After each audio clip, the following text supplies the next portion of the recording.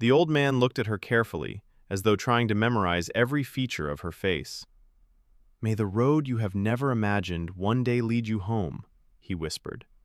She thanked him politely, believing they were simply the words of a grateful stranger, then lifted her heavy pots and continued toward the spring.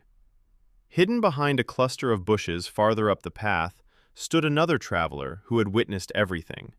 It was Prince Kato Rugaba. He had watched wealthy traders ride past the old man without offering even a greeting.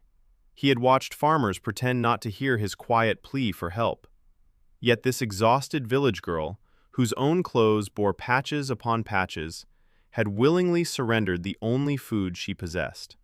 The prince remained silent until she disappeared over the hill. Then he walked toward the old man, who smiled knowingly. "You have found another lesson, haven't you?" the elder asked. "I believe I have," the prince replied. "Some people carry riches inside them that cannot be stolen." Weeks passed and life continued much as before. But within Senkungu's household, impatience had begun replacing greed. Every document necessary to seize his late brother's property had almost been secured. Only one obstacle remained: Nambi herself.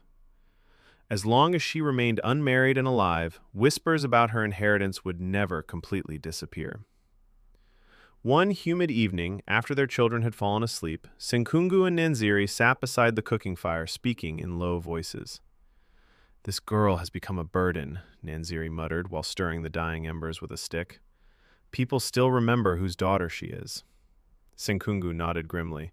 "The elders asked too many questions." "Then send her away." "To where?"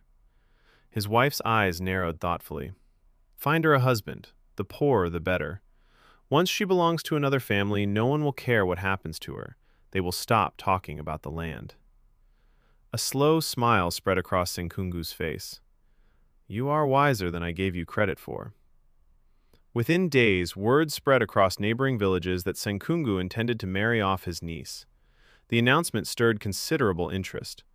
Although everyone knew she lived in poverty, many also knew of her remarkable beauty and gentle character. Young men began speaking of her in marketplaces and along village paths. Farmers with respectable harvests expressed interest. Cattle keepers from neighboring districts sent relatives to inquire about her. Even the son of a prosperous trader announced his intention to visit.